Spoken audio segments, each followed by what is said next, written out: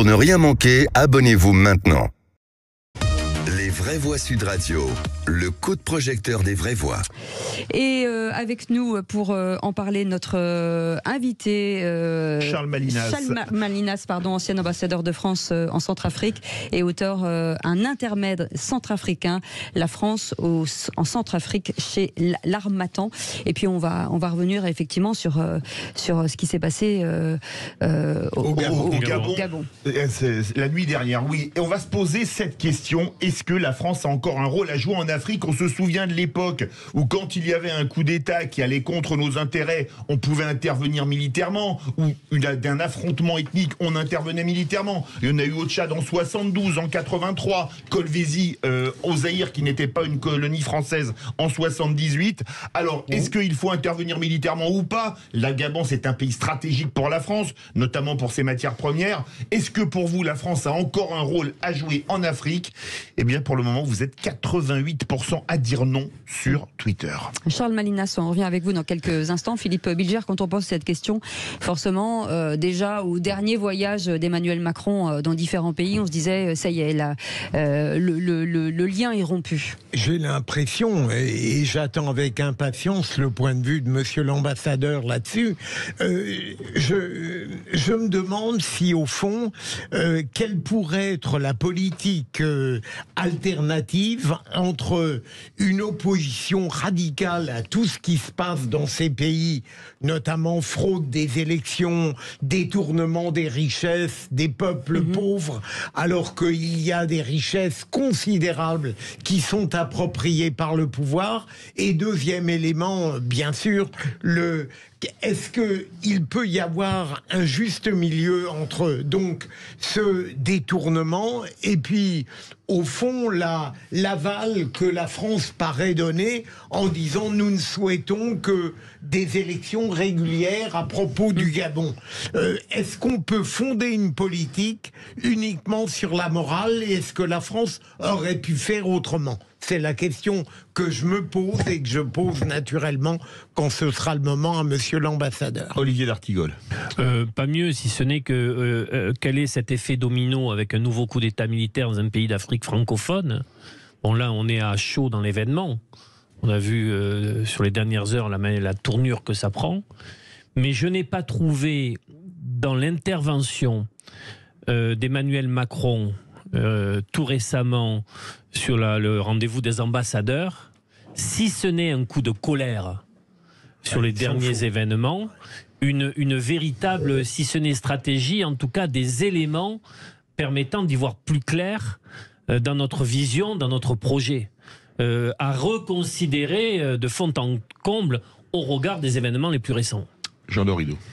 Oui, non, là aussi, c'est une peau de chagrin, quoi. C'est-à-dire qu'on a le sentiment que ces relations privilégiées entre la France et l'Afrique, elles ne font que se dégrader, se déliter d'année en année, de plus en plus, et le sentiment qu'il n'y a pas encore eu de réponse politique satisfaisante, quels que soient les gouvernements successifs qui ont été aux commandes, je dirais.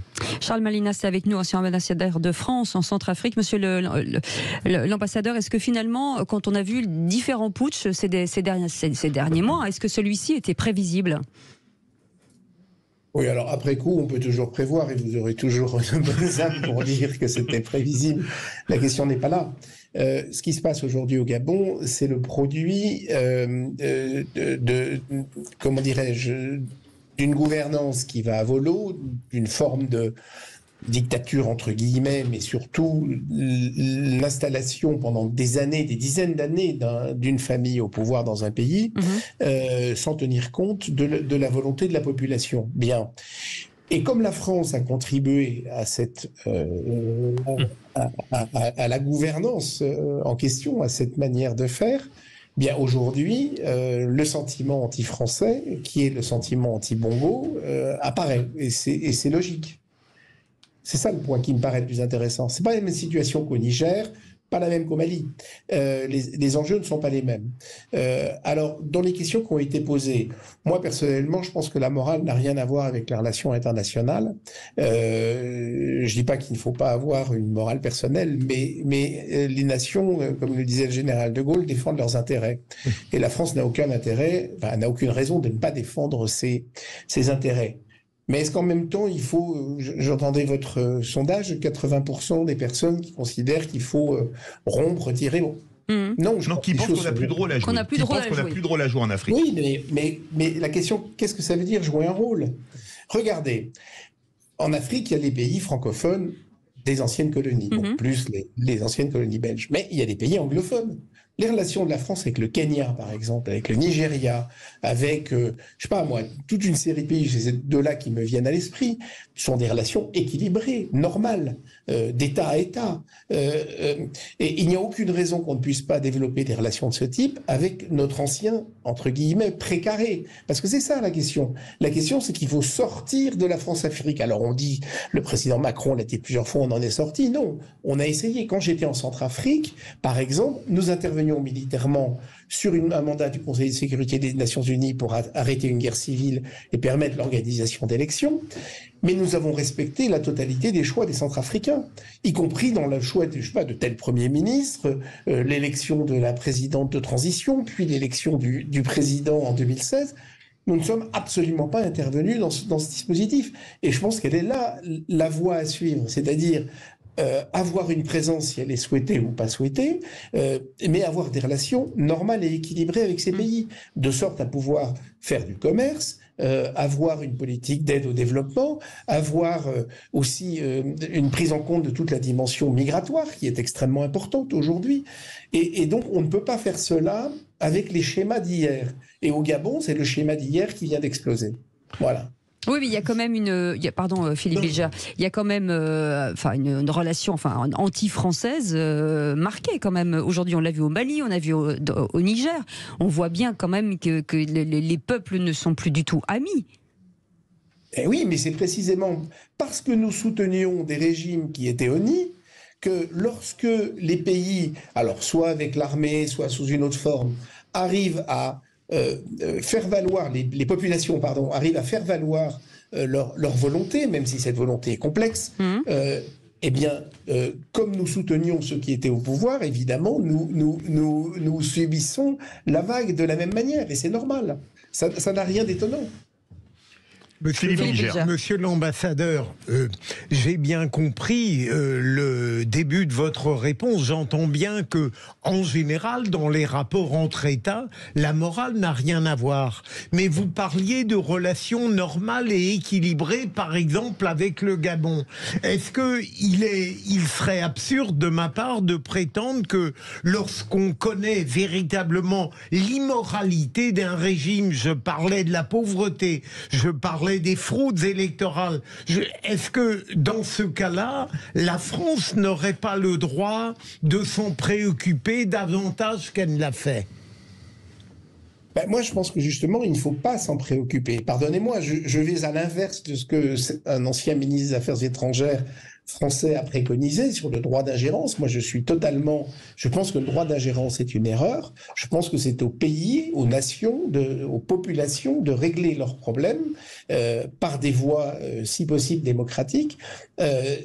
Par contre, je pense que la France n'a pas à soutenir des régimes qui exercent un pouvoir moralement contestable, ainsi que vous le soulignez à très juste titre. Vous voyez, je pense qu'il ne faut pas tomber dans l'autre extrême. C'est-à-dire que établir des relations équilibrées avec un pays, ça veut dire être là quand il nous demande, quand il a besoin d'aide. Ça a été le cas au Mali, notamment avec Serval, ou en Centrafrique avec Sangaris, mais ne pas aller au-delà. C'est-à-dire que, regardez, lorsque un coup d'État a lieu dans tel ou tel pays, ailleurs que dans la zone francophone, la zone anciennement d'influence française ou encore d'influence française, on n'intervient pas manu militari, on essaye d'intermédier. Regardez ce qui s'est passé en Birmanie.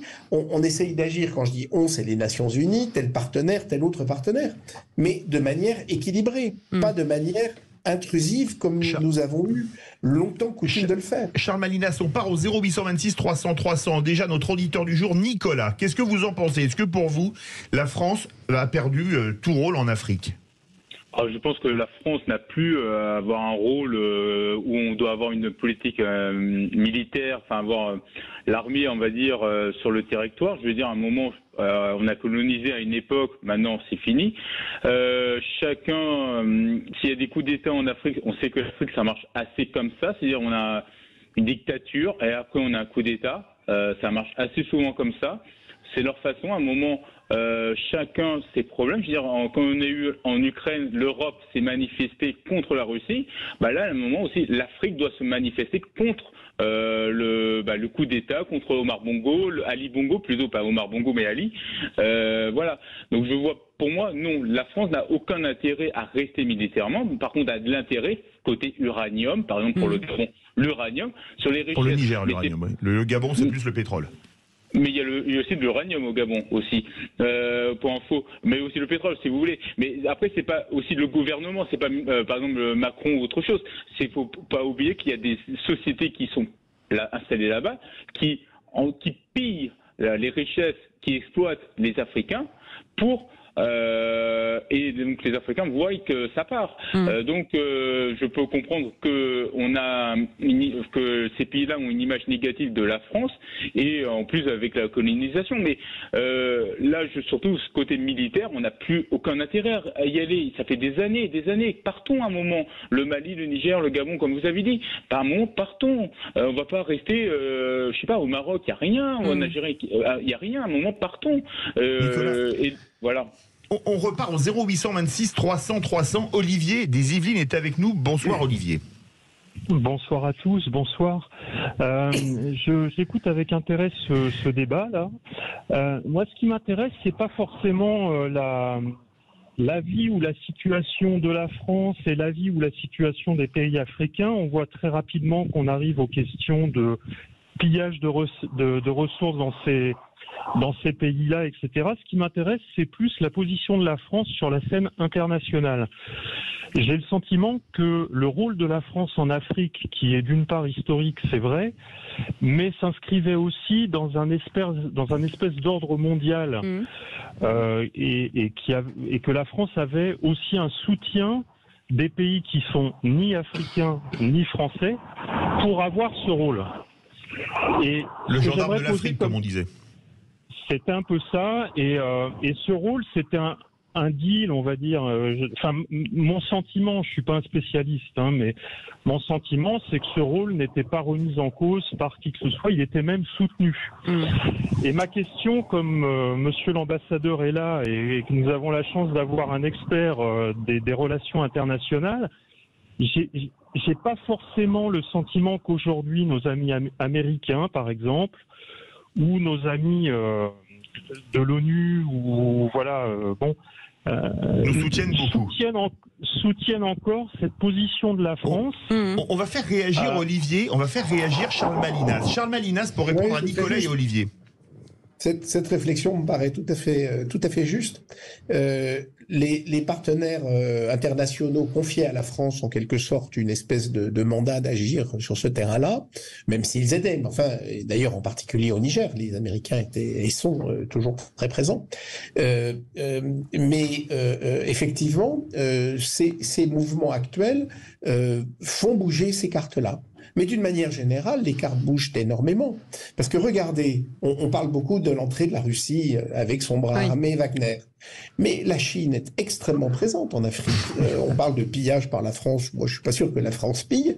En revanche, je peux vous assurer que la Chine pille littéralement les matières premières dont elle a besoin, et en particulier agricoles, en achetant, et éventuellement à vil prix, des millions d'hectares en Afrique. Les États-Unis se redisposent, l'Allemagne se redispose. Les choses sont en train de bouger. C'est pour ça qu'il faut, et je pense que votre réflexion est tout à fait juste, la France doit se poser la question de la manière dont elle va agir avec les pays africains.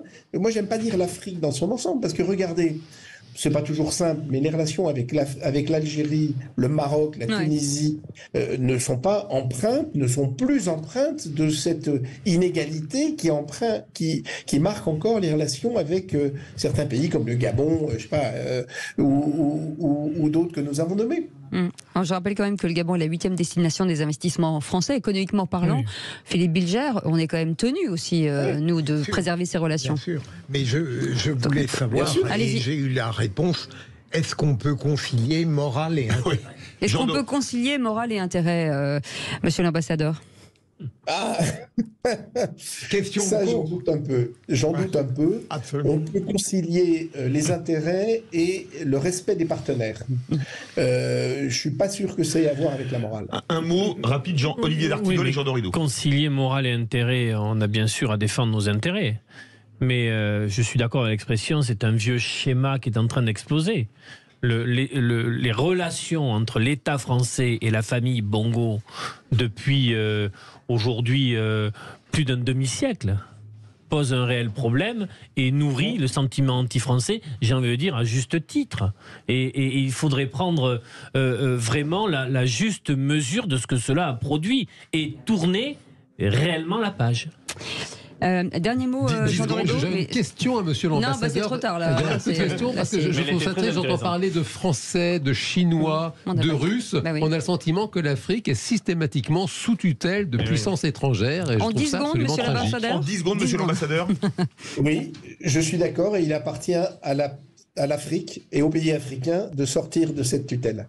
Merci beaucoup, monsieur l'ambassadeur Charles Malinas, ancien ambassadeur de France en Centrafrique, auteur de Un intermède centrafricain, la France en Centrafrique 2013-2016, édition L'Harmattan. Merci beaucoup d'avoir été avec nous. Merci beaucoup, Philippe Bilger. Merci beaucoup, Jean Dorido. Merci beaucoup, Olivier d'Artigol. Dans un instant, on va revenir sur la réforme de l'école, la réforme des lycées professionnels. Carole Grandjean, la ministre, sera avec nous, ministre déléguée de l'enseignement et de la formation professionnelle. Elle nous dira tout. On est ensemble jusqu'à 20h. À tout de suite.